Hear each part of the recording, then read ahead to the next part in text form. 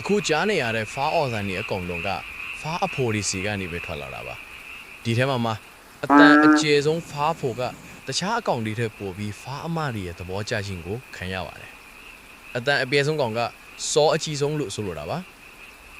မိုးဦးကြလို့မိုးစမိုးပေါက်တွေမြေကြီးပေါ်ကျလာပြီဆိုတာနဲ့ကျွန်တော်တို့အမြဲတမ်းကြားရလေရှိပြီးမိုးခေါ်တန်လို့လည်းဆိုကြတယ်ဒီဖားအော်တန်တွေဟာတကယ်တော့အမတွေကိုသူတို့နဲ့မိတ်လိုက်ဖို့အတွက်လူပြိုလေးဆိုနေတာပဲဖြစ်ပါတယ်လူတွေတော့ဒီတန်တွေဟာစူးညံတန်တစ်ခုလို့ထင်နေနိုင်ပေမဲ့ဖားတွေအတွက်တော့ဒါဟာသူတို့ရဲ့ရှင်တန်ရေးနဲ့မျိုးဆက်ပြန့်ကွာရေးအတွက်အလွန်အရေးကြီးတဲ့စက်သွယ်ရေးနည်းလမ်းတစ်ခုပါ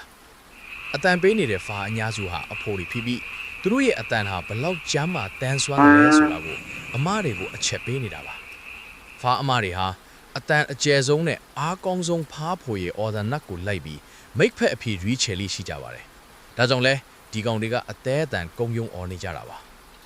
ဒါအပြင်သူတို့ရဲ့အော်ဒန်တွေဟာနေရလူအချင်းအတွက်လည်းဖြစ်ပါတယ်တခြားဖားဖို့တွေမိမိရဲ့နေရတွေကိုကျူးကျော်မလာဖို့အတွက်အတန်နဲ့ခြုံလန့်တတိပေးတာမျိုးပါအချို့သောဖားမျိုးစိတ်တွေမှာတော့ရန်သူနဲ့ထိတ်တိုက်တွေ့တဲ့အခါဒါမှမဟုတ်အသက်အန္တရာယ်ကျုံလာတဲ့အခါမှာကြောက်လန့်တကြားအော်ဟစ်ပြီးရန်သူကိုထိတ်လန့်သွားအောင်လှုံ့ဆော်တတ်ကြပါသေးတယ်ဖားရီရဲ့အော်ဒန်ဟာယာတီဥရုကြောင့်တည်းမဟုတ်ပဲသူတို့ရဲ့ဘဝအဖော်ရှာခြင်းနဲ့ကိုကာကွယ်ခြင်းဆိုတဲ့အနှစ်သာရတွေပါဝင်နေတာဖြစ်ပါတယ်။ဒါကြောင့်မို့လို့အခုလိုမိုးဝင်ကားခြင်းပတ်ဝန်းကျင်မှာဖားအော်ဒန်တွေကြားနေပြီဆိုရင်စော်မရှိသေးတဲ့ရူကြီးမင်းလဲသူတို့တွေပိုကျဲအောင်အော်ဖို့သာပြင်ထားလိုက်ပါ။